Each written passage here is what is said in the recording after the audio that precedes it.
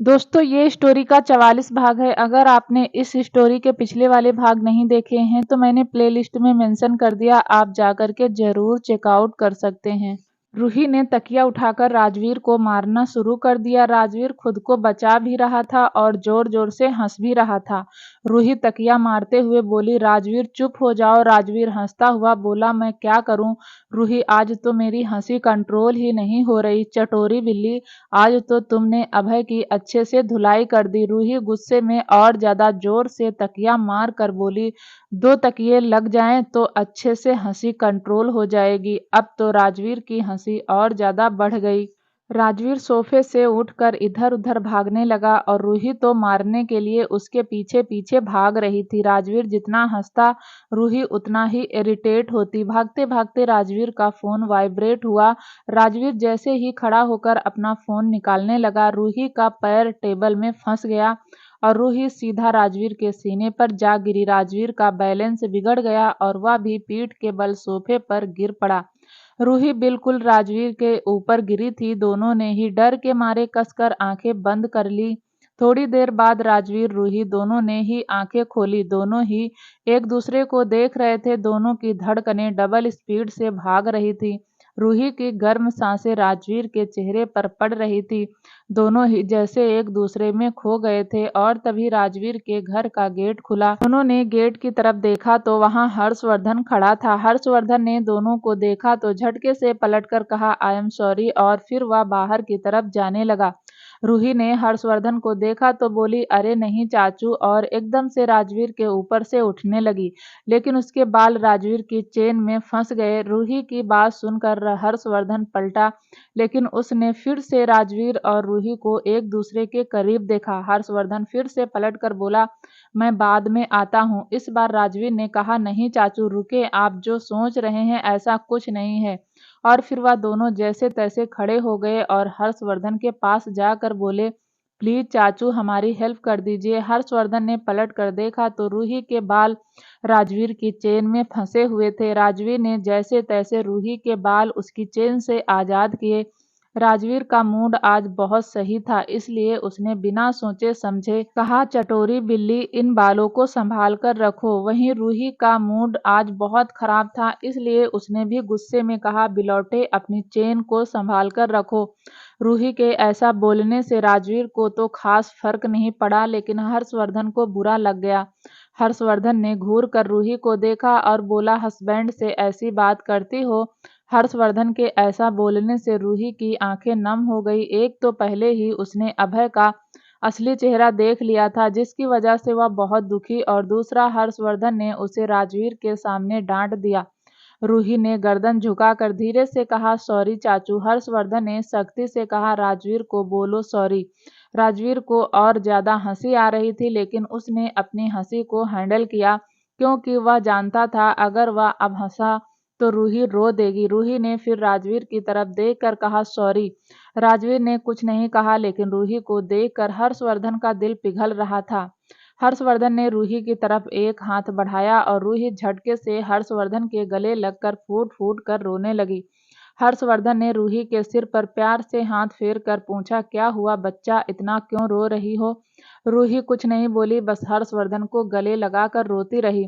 हर्षवर्धन ने फिर रूही का सिर सहलाते हुए प्यार से पूछा, क्या हुआ बच्चा, और इतना क्यों रो रही हो। फाइनली रूही ने रोते रोते कहा, चाचू अभय अच्छा नहीं है, बहुत बुरा है, मैंने उसकी वजह से आपका दिल दुखाया। रूही इतना रो रही थी कि उससे बोला ही नहीं जा रहा था, लेकिन हर्षवर्धन ने अपनी पकड़ मजबूत कर दी और रूही के बालों को चूम कर कहा, इतना नहीं रोते, जो हो गया सो हो गया, अब अपनी जिंदगी में आगे बढ़ो।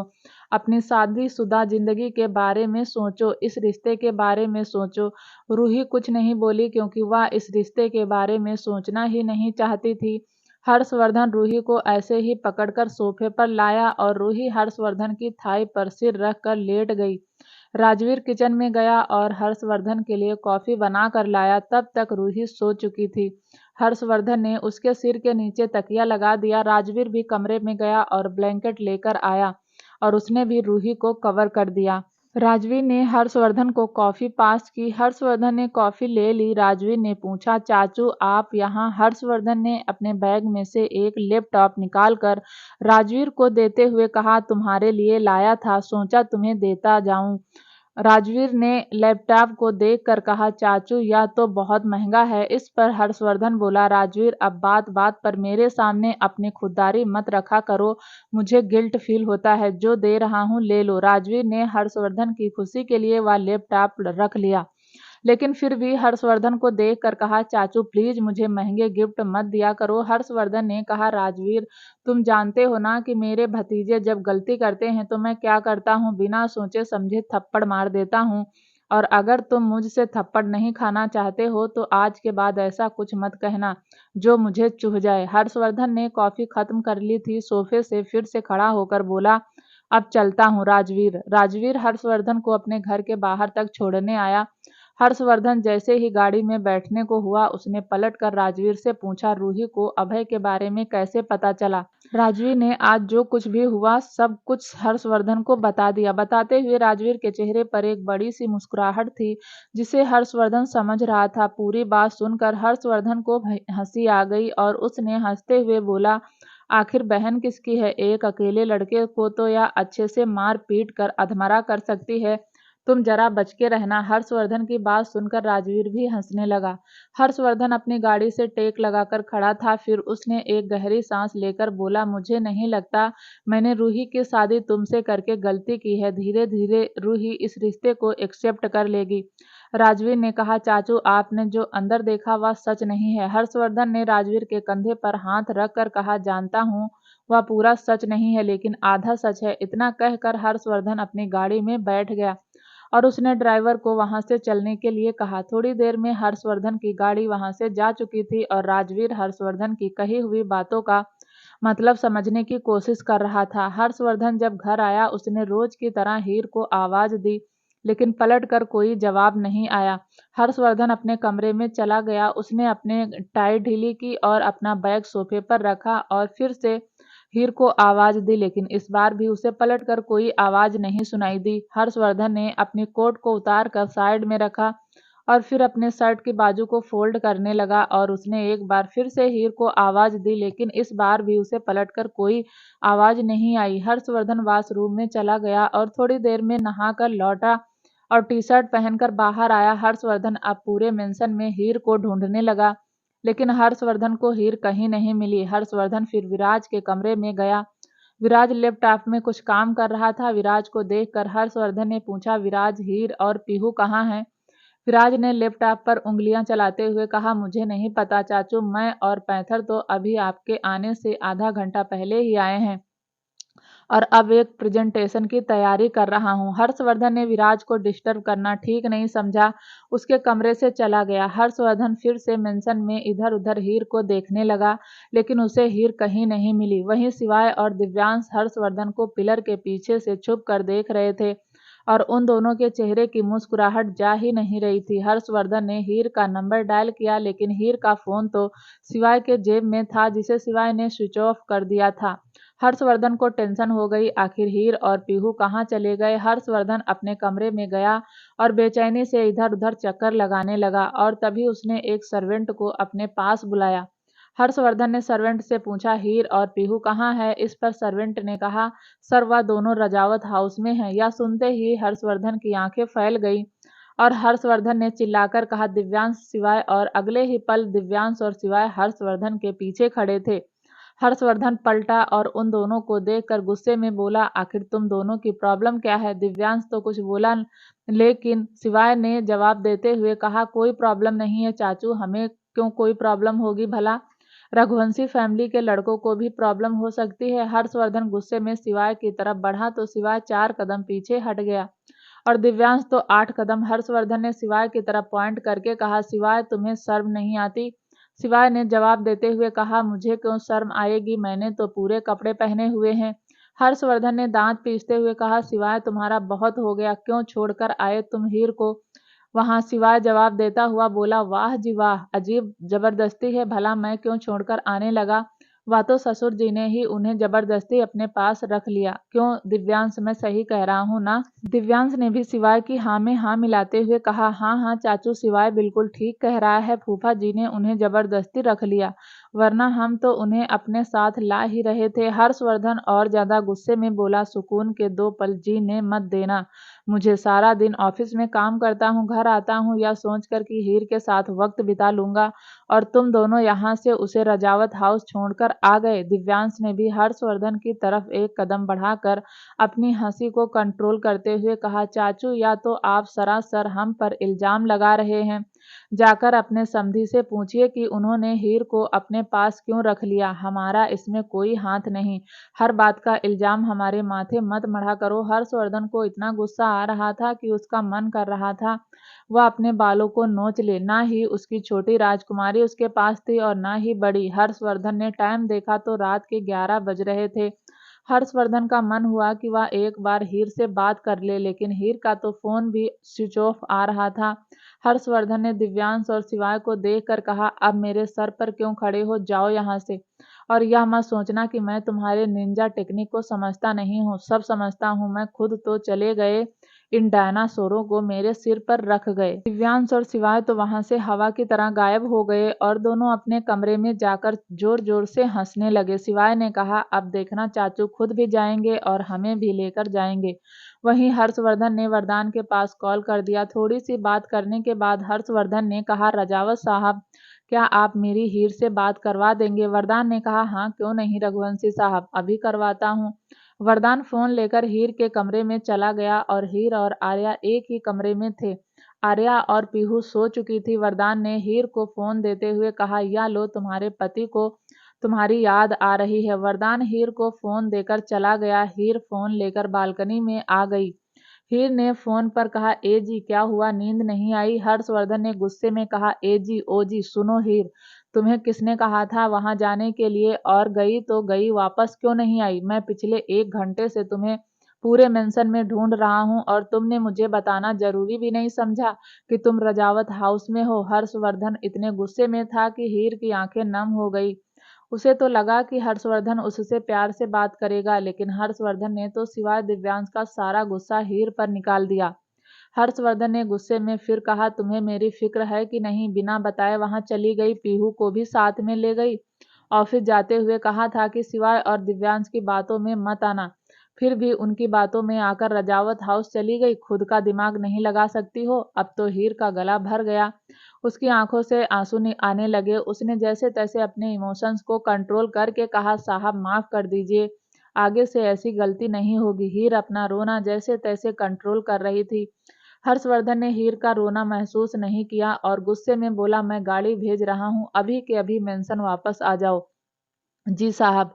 हीर ने बस इतना ही जवाब दिया। हीर को हर्षवर्धन की डांट सुनकर टेंशन हो गई। वह बहुत ज्यादा परेशान हो गई, इसलिए उसने फोन कट नहीं किया और फोन को लेकर वरदान के पास गई और वरदान को फोन देकर बोली, वह गाड़ी भेज रहे हैं, मैं अभी जा रही हूँ पापा। हीर की आंखों में आंसू देखकर वरदान ने भी कहा, लाडो रो क्यों रही हो? ऐसा क्या कह दिया रघुवंशी साहब ने जो तुम रो रही हो? मुझे बताओ, अपने पापा को नहीं बताओगी? वापस क्यों जाना है? क्या उन्होंने तुम्हें डांटा? मुझे बताओ, रो मत बच्चा। हीर सुबकते हुए बोली, नहीं पापा साहब तो बहुत प्यार करते हैं, बस मैं यहाँ आ गई तो वह थोड़ा सा नाराज है। वह गाड़ी भेज रहे हैं, मैं अभी पीहू को लेकर चली जाऊंगी। वरदान ने कहा, बहुत रात हो गई है हीर, मैं रघुवंशी साहब से बात करता हूँ। इस पर हीर ने कहा, नहीं पापा, मेरे नसीब में खुशियां बहुत मुश्किल से आई हैं, अब मैं उन खुशियों को खोना नहीं चाहती, मैं चली जाऊंगी। यह सब कहते हुए हीर अपने आंसुओं को जैसे तैसे कंट्रोल कर रही थी। फिर हीर अपने कमरे में चली गई, इस बात से बेखबर कि फोन पर हर्षवर्धन ने उसकी सारी बात सुन ली। हर्षवर्धन का गुस्सा अब शांत हो गया। हर्षवर्धन अब नोटिस किया कि हीर ने उसे ना जाने कितने महीने बाद साहब कहा है। वरदान हीर को देख रहा था और तभी हर्षवर्धन ने फोन कट करके दोबारा फोन मिलाया। इस बार फोन वरदान ने ही उठाया। वरदान ने कहा, रघुवंशी साहब, क्या कह दिया आपने हीर को जो उसकी आंखों में आंसू रुक नहीं रहे? हर्षवर्धन ने अपनी गलती को रियलाइज करते हुए कहा, रजावत साहब, वह मेंशन में वापस आया और हीर नहीं थी तो गुस्सा आ गया और वह सारा गुस्सा मैंने हीर पर निकाल दिया। आप हीर से कह दीजिए कि वह जितने दिन वहां रहना चाहती है रह सकती है, वरदान ने हर्षवर्धन को समझाते हुए कहा, रघुवंशी साहब, मानता हूँ आपने हीर की जिंदगी बना दी, लेकिन उसके अपने भी कुछ अरमान है। उसकी अपनी भी एक जिंदगी है। उसकी जिंदगी को कंट्रोल मत कीजिए। वह बच्ची अब जाकर हंसने मुस्कुराने लगी है तो उसे खुलकर हंसने दीजिए, खुलकर अपनी जिंदगी जीने दीजिए, वरना वह कभी भी आपके एहसानों से बाहर नहीं निकलेगी। हर्षवर्धन ने अपनी गलती मानते हुए कहा, समझता हूँ वरदान साहब, अब आप प्लीज जाकर हीर को समझा दीजिए। हर्षवर्धन ने कहा और फोन कट कर दिया। वरदान हीर के कमरे में गया। हीर अपने आंसू कंट्रोल करने की कोशिश कर रही थी। वरदान ने हीर के सिर पर हाथ रखकर कहा, लाडो, रघुवंशी साहब नहीं आ रहे और ना ही किसी ड्राइवर को भेज रहे हैं। उन्होंने कहा है जितने दिन तुम यहाँ रहना चाहती हो रह सकती हो। हीर बोली, ठीक है पापा, मैं कल सुबह चली जाऊंगी, वरना वह गुस्सा करेंगे।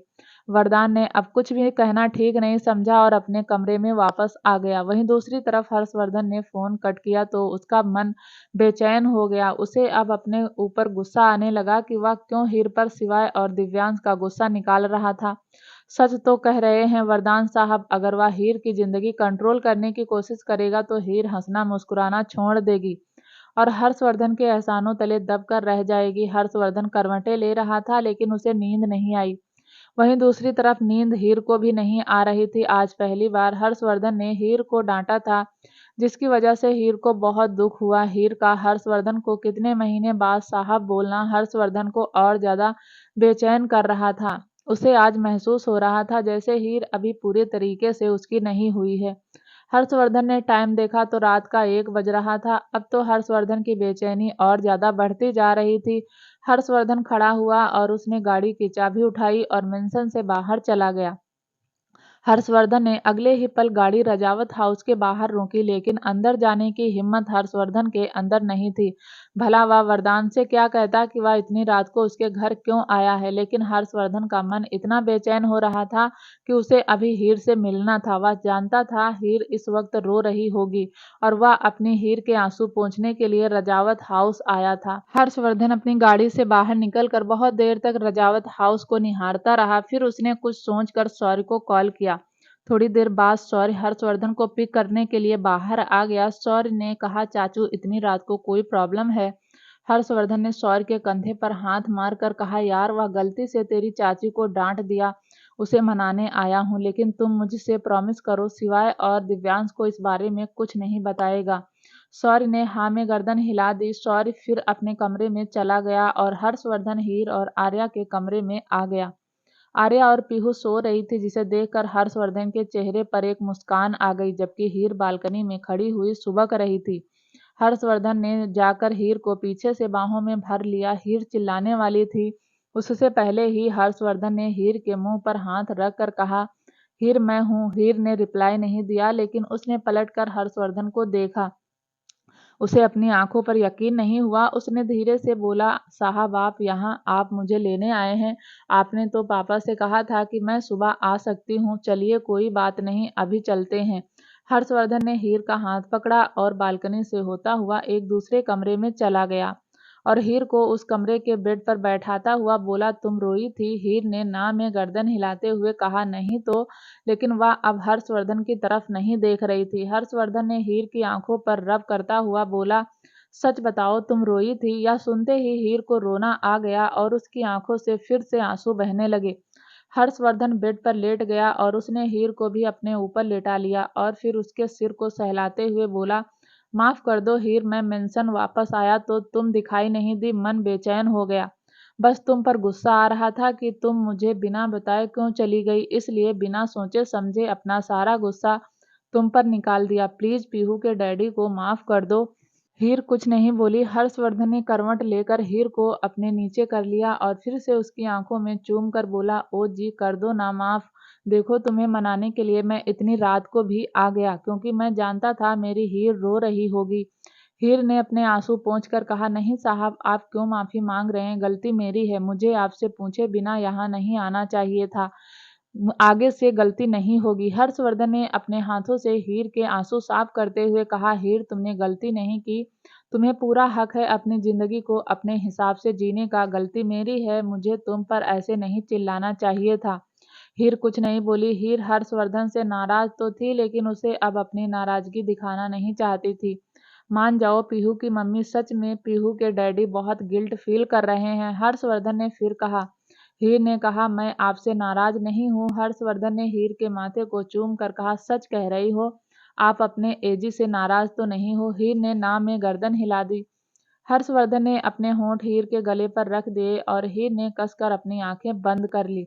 अगले ही पल दोनों के कपड़े इधर उधर फैले हुए थे और वह दोनों अपने प्यार को महसूस कर रहे थे।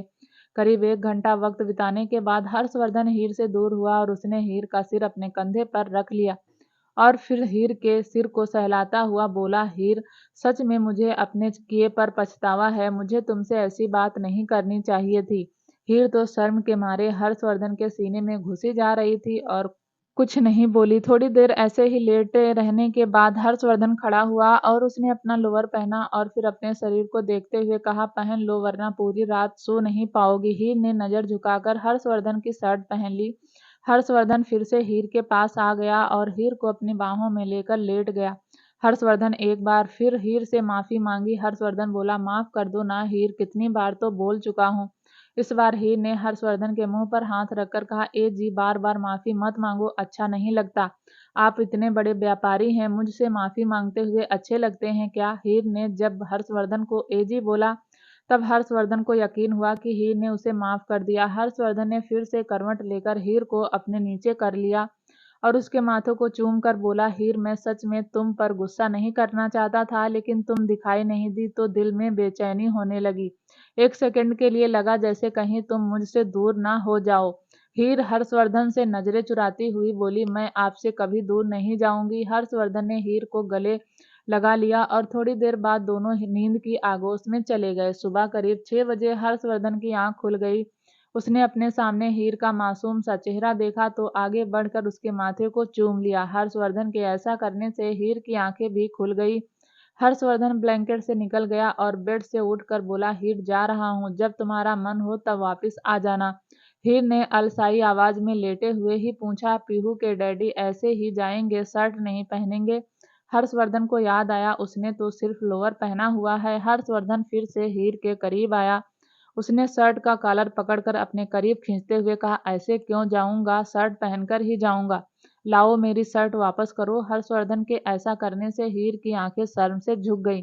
फिर वह धीरे से बोली, आप छोड़िए, मैं अभी चेंज करके आती हूँ। हर्षवर्धन ने फिर से अपना चेहरा हीर की गर्दन में छुपाते हुए कहा, यहीं कर लो, मैं आंखें बंद कर लूंगा। हीर कुछ नहीं बोली, बस अपनी आंखें बंद किए हुए गर्दन झुकाकर हर्षवर्धन के सामने ऐसे ही बैठी रही। हर्षवर्धन हल्का हीर के कान को चूमकर कहा, जाओ चेंज कर लो।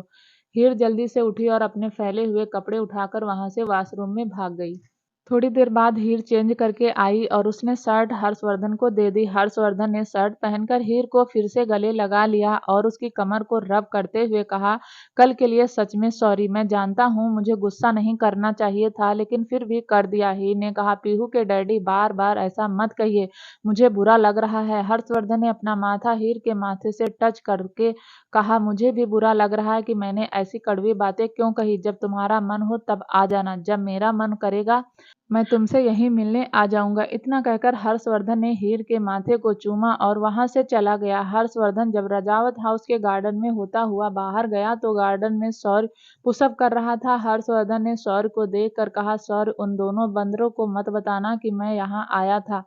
सौर्य ने पुशअप करते हुए कहा, डोंट वरी चाचू, नहीं बताऊंगा। हर्षवर्धन वहां से चला गया। हर्षवर्धन रघुवंशी मेंशन आया तो उसके चेहरे पर एक अलग ही मुस्कुराहट थी। उसकी बेचैनी खत्म हो गई थी। कल रात हर्षवर्धन जितना बेचैन था, घर आकर उतना ही सुकून उसके चेहरे पर था। हर्षवर्धन जैसे ही हॉल में आया, दिव्यांश और शिवाय सामने खड़े थे। दोनों ही हाथ बांधे उसे देख रहे थे। हर्षवर्धन ने हाथ फैलाकर कहा, क्या है, ऐसे बॉडीगार्ड की तरह क्यों खड़े हो, हटो सामने से, मुझे फ्रेश होना है। सिवाय आईब्रो चढ़ाकर हर्षवर्धन से पूछा, कल रात कहाँ थे चाचू? हर्षवर्धन कुछ नहीं बोला। इतने में दिव्यांश ने फिर पूछा, चाचू, सिवाय के सवालों का जवाब दो, कल रात कहाँ थे आप? इस पर सिवाय ने आंखें छोटी करके कहा, चाचू, एक तो चोरी, ऊपर से सीना जोरी। हर्षवर्धन ने हल्के गुस्से में कहा, तुम दोनों को बताना जरूरी नहीं समझता, अब हटो मेरे सामने से वरना दोनों के एक एक थप्पड़ मार दूंगा। इस पर सिवाय ने आंखें छोटी करके कहा, चाचू, एक तो चोरी, ऊपर से सीना जोरी। दिव्यांश ने भी कहा, क्या बात है चाचू, बात बात पर या गुस्से का सहारा मत लिया करो। क्योंकि हर बार हम आपके गुस्से से नहीं डरेंगे। अब चुपचाप बताइए कल रात आप कहाँ थे? हर्षवर्धन ने उन दोनों को आगे से हटाया और जाने लगा। शिवाय ने फिर कहा, बता क्यों नहीं देते कि कल रात ससुर जी के घर गए थे? या सुनते ही हर्षवर्धन पलट गया और हैरानी से बोला, जैसा खुद है वैसे दोस्त पाल रखे हैं। सौर्य ने तुझे बता दिया ना? शिवाय ने हंसते हुए कहा, अच्छा मतलब सौर्य को भी पता है? वैसे सौर्य ने मुझे नहीं बताया। या जो आपकी व्हाइट शर्ट पर लिपस्टिक के निशान लगे हैं इन्होंने बताया। हर्षवर्धन का ध्यान अपनी कमीज पर गया जहां सच में हीर की लिपस्टिक के निशान लगे थे। दिव्यांश ने कहा, चाचू अब यह मत कहना कि यह चाची की लिपस्टिक के निशान नहीं है, और अगर चाची के लिपस्टिक के निशान नहीं है तो मतलब चाची को पता होना चाहिए कि चाचू कहीं बाहर मुंह मारते फिरते हैं। या सुनकर तो हर्षवर्धन की आंखें और ज्यादा फैल गईं। उसे अपने कानों पर यकीन नहीं था कि वह दोनों हर्षवर्धन से इस तरह से बात कर रहे हैं। हर्षवर्धन ने अब गुस्से में ही सही लेकिन एक्सेप्ट कर लिया कि वह कल रात रजावत हाउस गया था। हर्षवर्धन ने इरिटेट होकर कहा, रजावत हाउस भी तुम दोनों की वजह से गया था। तुम दोनों का गुस्सा मैंने हीर पर निकाल दिया, उसे मनाने ही गया था। दिव्यांश ने कहा, वजह जो भी हो चाचू आप गए थे ना, हमें तो जाने से मना करते हो और खुद चले गए। हर्षवर्धन ने गुस्से में पॉइंट करके कहा, हाँ चला गया क्योंकि मैं अपने हीर को रोते हुए नहीं देख सकता था। तुम गधों की वजह से कल मैंने उसे डांट दिया और वह रोने लगी और उसके आंसू पोंछने पहुंच गए। शिवाय ने भी पूरा टोन मारते हुए कहा। हर्षवर्धन को उन दोनों से बहस करने में बिल्कुल इंटरेस्ट नहीं था। हर्षवर्धन ने इरिटेट होकर अपने सिर पर हाथ मारा और बड़बड़ाता हुआ ऊपर चला गया, खुद तो चले गए, इन चिंपांजी को मेरे सिर पर डांस करने के लिए छोड़ दिया। शिवाय ने हर्षवर्धन की कमर को देखकर मुस्कुराकर दिव्यांश के गले में अपनी बाहें लपेटकर हंसते हुए कहा, चाचू अब आई हमारे दिल की हालत समझ। थोड़ी देर बाद सब डाइनिंग टेबल पर बैठे हुए थे, लेकिन ना तो हीर थी और ना ही आर्या। घर में एक मेड ने सबके लिए खाना बना दिया। हर्षवर्धन ने जैसे ही पहला निवाला तोड़ा उसे ध्यान आया कि आज मंदिर में किसी ने दिया नहीं जलाया। हर्षवर्धन ने शिवाय को देखकर कहा, जाओ मंदिर में दिया जला कर आओ। शिवाय उठा और मेंशन के मंदिर में गया। हीर जैसे ही दिया जलाती है वैसे ही उसने भी मंदिर के सामने दिया जला दिया और हाथ जोड़कर वापस डाइनिंग टेबल पर आकर बैठ गया। हर्षवर्धन ने शिवाय को देखा, फिर से एक निवाला तोड़ा और फिर याद आया कि बाल गोपाल को भोग नहीं लगाया।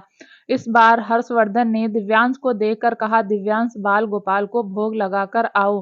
दिव्यांश अपने चेयर पर खड़ा होकर हैरानी से बोला, चाचू मैंने तो कभी बाल गोपाल को भोग नहीं लगाया, कैसे लगाते हैं? इस पर विराज ने अपना नाश्ता करते हुए कहा, मक्खन चीनी से और किससे? दिव्यांश ने विराज की तरफ देखकर कहा, तुझे इतना ही पता है तो तू लगा देना। विराज ने अभी दिव्यांश की तरफ नहीं देखा और अपना खाना खाते हुए कहा, मैं भोजन कर रहा हूँ और बाल गोपाल को भोग वह लगाते हैं जिन्होंने सुबह से कुछ नहीं खाया होता है। दिव्यांश का थोड़ा सा मुंह बन गया क्योंकि उसने आज से पहले मंदिर में बस हाथ जोड़े थे, बाल गोपाल को भोग कभी नहीं लगाया था। हर्षवर्धन ने फिर दिव्यांश की तरफ देखकर कहा, अब मेरा मुंह क्या देख रहा है, जा जैसा विराज ने बताया है वैसे भोग लगा कर आ जाओ। दिव्यांश किचन में गया और मेड से पूछकर मक्खन और चीनी एक कटोरी में डालकर मंदिर में चला गया और थोड़ी देर बाद वापस डाइनिंग टेबल पर आकर बैठ गया। शिवाय ने खाना खाते हुए पूछा, लगा दिया हीर चाची के बाल गोपाल को भोग? इस पर दिव्यांश ने कहा, हाँ लगा तो दिया, लेकिन वह भी मुंह बना रहे हैं, कह रहे हैं चाची के बिना घर में कुछ अच्छा नहीं लग रहा। विराज ने फिर दिव्यांश को देखकर कहा, भैया सही से लगा कर आ गए ना भोग? इस पर दिव्यांश ने आंखें छोटी की और विराज को देखकर कहा, हाँ मैंने उन्हें कह दिया, प्लीज खाना खा लेना, और बाल गोपाल कह रहे हैं कि मेरे सिर पर मत खड़ा हो, मैं खुद खा लूंगा। थोड़ी देर बाद सब नाश्ता करके सिटिंग एरिया में अपना अपना फोन लेकर बैठ गए। आज संडे था इसीलिए सब फ्री थे। शिवाय और दिव्यांश को तो रजावत हाउस जाने की खुजली लग रही थी, वहीं दिल तो हर्षवर्धन का भी लग नहीं रहा था। हर्षवर्धन ने मन ही मन कहा, संडे ना होता तो ऑफिस में दिन कट जाता, आज तो दिन काटना ही मुश्किल हो रहा है। मैंने ही गलती कर दी, पीहू को तो अपने साथ ले ही जाता। वहीं दूसरी तरफ रूही जब सोकर उठी तो वह भी सोफे पर ही थी। कल रात वह अपने चाचू के थाई पर सर रखकर सो गई थी और हर्षवर्धन ने फिर उसके सिर के नीचे तकिया लगा दिया था। राजवीर ने भी उसे वहीं ब्लैंकेट से कवर कर दिया था। रूही उठकर बैठ गई और अचानक ही उसे कल की सारी बातें याद आने लगी और उसका मूड खराब हो गया। उसने नजर घुमाकर देखा तो राजवीर किचन में नाश्ता बना रहा था। राजवीर ने कहा, गुड मॉर्निंग चटोरी बिल्ली। रूही ने मुंह बनाकर राजवीर को देखा और फिर उठकर अपने कमरे में चली गई। थोड़ी देर में फ्रेश होकर वह बाहर आकर डाइनिंग टेबल पर बैठ गई। राजवीर ने रूही को नाश्ता सर्व कर दिया। रूही बेमन से खाना खाने लगी। राजवीर ने कहा, रूही अब अपना मूड खराब करने से क्या होगा, जो होना था सो हो गया। तुम्हें अभय के बारे में इतना नहीं सोचना चाहिए, वह सच में बहुत घटिया इंसान है। इस पर रूही ने कहा, मैं उस कुत्ते के बारे में नहीं सोच रही, लेकिन यह सोच रही हूँ अगर मेरी उससे शादी हो जाती तो मेरे चाचू तो किसी को मुंह दिखाने लायक नहीं रहते। मेरी जिंदगी तो खराब होती ही मेरे चाचू की इज्जत का जनाजा भी निकल जाता। चाचू की इज्जत का जनाजा निकला तो नहीं, राजवीर ने रूही को समझाते हुए कहा। रूही मुंह फुलाकर बोली, तुम नहीं होते तो निकल ही जाता। राजवीर थोड़ा सा रूही के करीब आकर बोला, अब इन सब पर बार बार मत सोचो, अपना मूड ठीक करो। तुम्हें कहीं बाहर जाना हो तो तुम चली जाओ। रूही ने अपने नाश्ते की प्लेट खिसका दी और उदास मन से बोली, मुझे कहीं नहीं जाना। राजवीर ने कहा, देखो उदास होने से कुछ नहीं होगा, चलो तुम आज मेरे कहने से बाहर चलो, तुम्हारा मूड ठीक हो जाएगा, हम आज मूवी देखने चलते हैं। रूही ने ना में गर्दन हिला दी, लेकिन राजवीर ने फिर भी रूही को जबरदस्ती चेयर से उठाया और उसे कमरे की तरफ धकेलते हुए कहा, जाओ रेडी हो जाओ, हम मूवी देखने चलते हैं, तुम्हारा मूड ठीक हो जाएगा। राजवीर ने किचन का काम खत्म किया और अपने कमरे में तैयार होने चला गया। थोड़ी देर बाद तैयार होकर राजवीर कमरे से बाहर आया। राजवीर ने एक वाइट कलर की शर्ट और ब्लू कलर की जीन्स पहनी हुई थी। राजवीर फॉर्मल कपड़ों में बहुत स्मार्ट लगता था। राजवीर अब रूही का इंतजार कर रहा था। राजवीर रूही के कमरे के पास गया और गेट खटखटा कर बोला, रूही कितना टाइम लगेगा? इस पर रूही ने कहा, बस 5 मिनट। 5 मिनट बाद रूही तैयार होकर बाहर आई। रूही ने एक पिंक कलर का फ्रॉक सूट पहना हुआ था, बालों को खुला किया था, कानों में इयररिंग्स, माथे पर बिंदी, गले में मंगलसूत्र और मांग में सिंदूर भी लगाया हुआ था। रूही को ऐसे देखकर राजवीर की दिल की धड़कनें तो जैसे बंद ही हो गई। वह एक टक रूही को ही देखता रहा। रूही वहीं सच में इंडियन आउटफिट में बहुत खूबसूरत लगती थी। राजवीर की नज़र तो रूही पर ही टिक गई। वह कुछ सेकंड तक रूही को ही देखता रहा, जबकि रूही तो अपने को सेट करने में लगी हुई थी और फिर अचानक ही उसने अपने बालों को पीछे करके कहा, चलो राजवीर। रूही की आवाज़ सुनकर राजवीर अपने ख्यालों से बाहर आया और फिर उसने बाहर चलने का इशारा किया। रूही और राजवीर दोनों ही बाहर आते हैं हमेशा की तरह। राजवीर ने रूही को हेलमेट पास किया और रूही ने हेलमेट ले लिया। राजवीर ने अपनी बुलेट स्टार्ट की और रूही बुलेट के पीछे बैठ गई। करीब 1 घंटे बाद राजवीर ने बुलेट एक मॉल के बाहर रोकी। दोनों ही मॉल के अंदर आ गए। राजवीर ने मूवी टिकट परचेज की और फिर दोनों ही मूवी देखने के लिए सिनेमा हॉल के अंदर आ गए। दोनों ने मूवी एंजॉय की, दोनों ने पॉपकॉर्न खाए, कोल्ड ड्रिंक पी, फिर मूवी की बात करते हुए बाहर आ गए।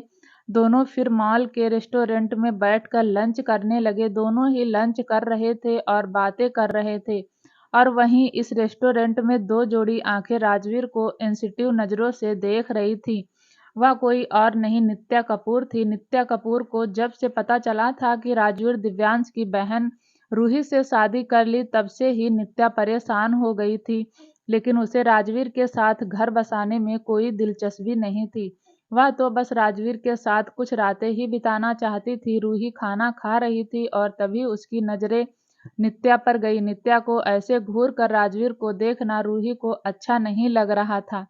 रूही नित्या के बारे में जानती थी कि वह नैना कपूर की बहन है, लेकिन उसका राजवीर से क्या कनेक्शन है, यह बात रूही जानती नहीं थी और ना ही कभी उसने राजवीर की जिंदगी में दिलचस्पी दिखाई। लेकिन आज नित्या के ऐसा घूरने से रूही को कहीं ना कहीं जलन महसूस हो रही थी। अचानक ही रूही ने राजवीर की कलाई पर हाथ रख लिया।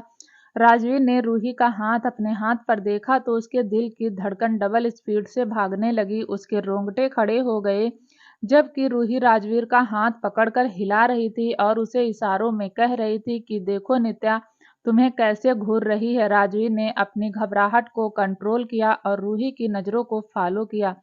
उसने नित्या को देखा तो राजवीर की भौहें तन गई। नित्या के साथ बिताए हुए पल राजवीर को एक सेकंड में ही याद आ गए। राजवीर ने रूही की तरफ देखकर कहा, रूही लंच खत्म करो फिर घर चलते हैं। रूही ने कहा, राजवीर यह नित्या तुम्हें जानती है जो तुम्हें इतनी घूर घूर कर देख रही है।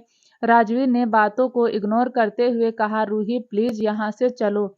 रूही कुछ पूछती उससे पहले ही राजवीर खड़ा हो गया और उसने रूही की कलाई पकड़कर कहा, चलो घर चलते हैं। राजवीर रूही की कलाई पकड़कर 2 ही कदम चला था कि नित्या उसके सामने आ गई और हाथ बांध कर बोली, क्या हुआ राजवीर, आज मेरा देखना भी तुमसे बर्दाश्त नहीं होता।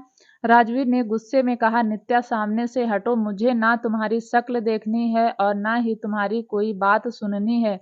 नित्या ने रूही को देखकर कहा, क्या बात है, सिवाय की बहन से शादी करने के बाद बहुत एटीट्यूड आ गया है तुम्हारे अंदर। राजवीर ने नित्या को पॉइंट करके कहा, सामने से हटो नित्या, तुम्हारी बकवास सुनने के मूड में नहीं हूँ।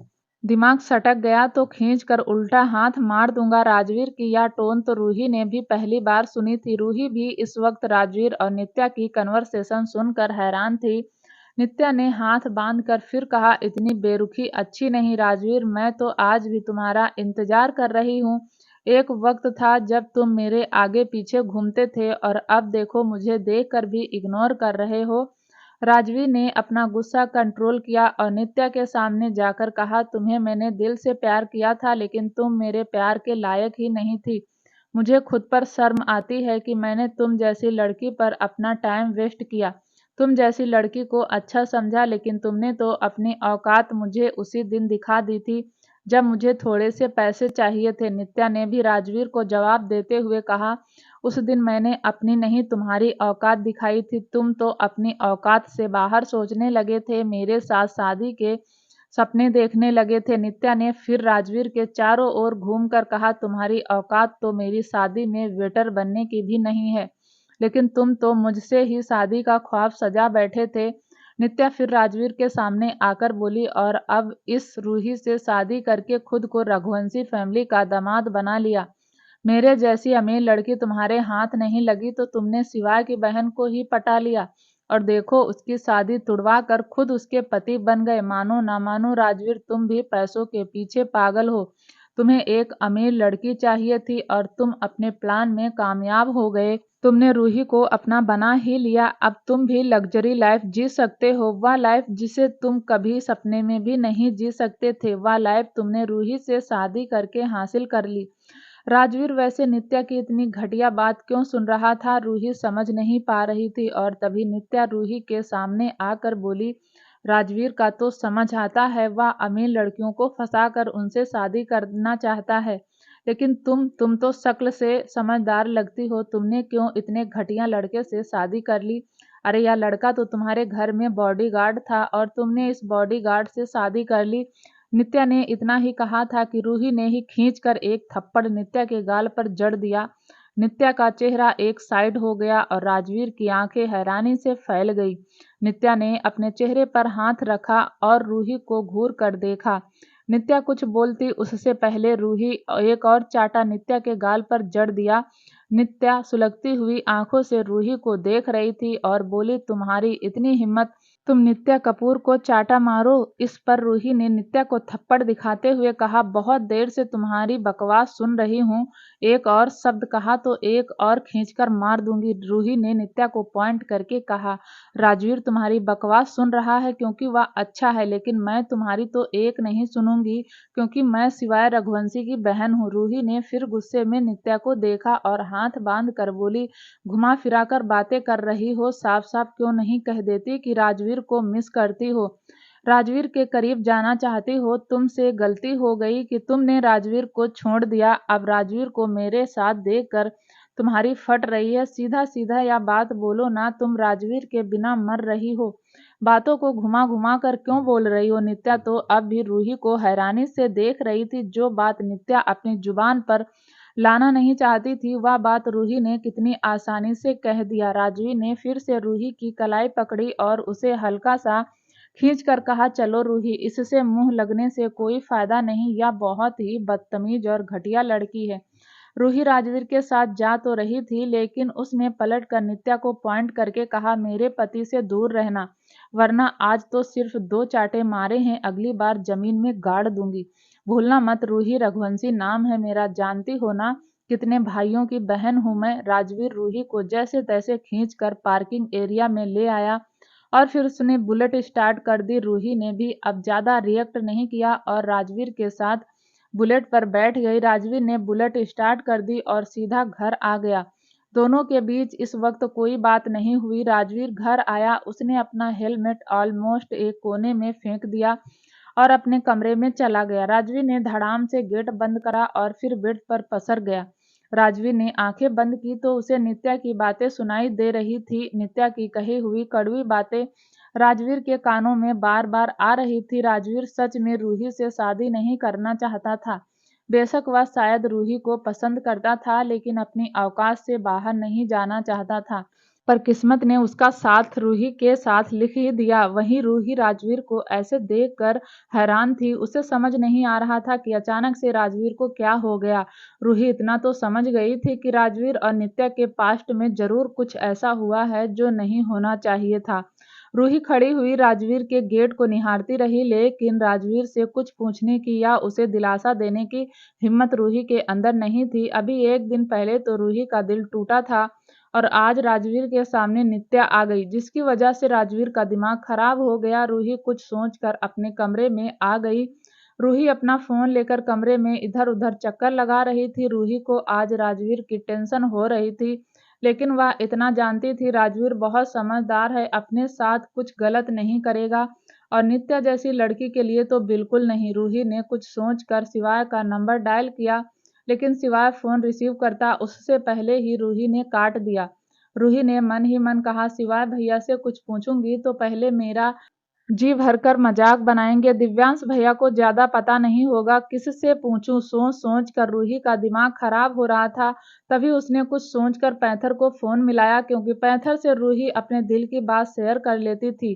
पैंथर ने 2 ही रिंग में रूही का फोन रिसीव कर लिया। पैंथर बोला, हाँ रूही कैसी हो। रूही ने कहा, ठीक हूँ भैया, आप कैसे हैं। पैंथर बोला, ठीक हूँ, कुछ काम था।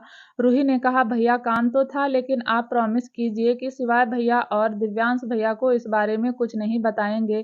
पैंथर थोड़ा सा फिक्र करते हुए बोला, रूही कोई बात है, कोई प्रॉब्लम है, मुझे बताओ, मेरे हाथ में हुआ तो मैं सॉल्व कर दूंगा। रूही ने कहा, भैया तभी तो आपको कॉल किया है। पैंथर बोला, हाँ तो बताओ क्या बात है।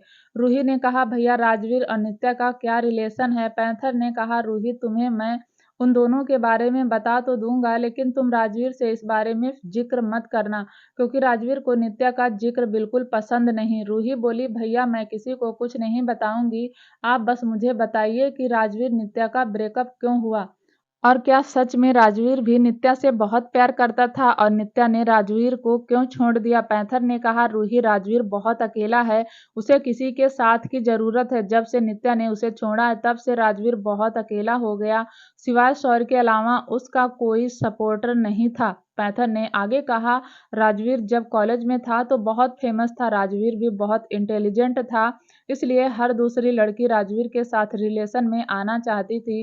राजवीर को ना जाने कितनी ही लड़कियों ने प्रपोज किया था और राजवीर ने सारी लड़कियों को मना कर दिया था, क्योंकि राजवीर एक मिडिल क्लास फैमिली से था और जितनी भी लड़कियां उसे प्रपोज करती थी वह सारी हाई सोसाइटी से। राजवीर जानता था उसका उनका कोई मैच नहीं है। फिर एक दिन नित्या ने राजवीर को प्रपोज किया। नित्या को देखकर राजवीर के दिल की घंटियां बजने लगी और राजवीर ने नित्या का प्रपोज एक्सेप्ट कर लिया। दोस्तों क्या होगा आगे जानने के लिए प्लीज चैनल को लाइक शेयर सब्सक्राइब जरूर करें, ताकि जब भी वीडियो डालें आपको नोटिफिकेशन तुरंत मिले। तब तक के लिए नमस्कार, धन्यवाद।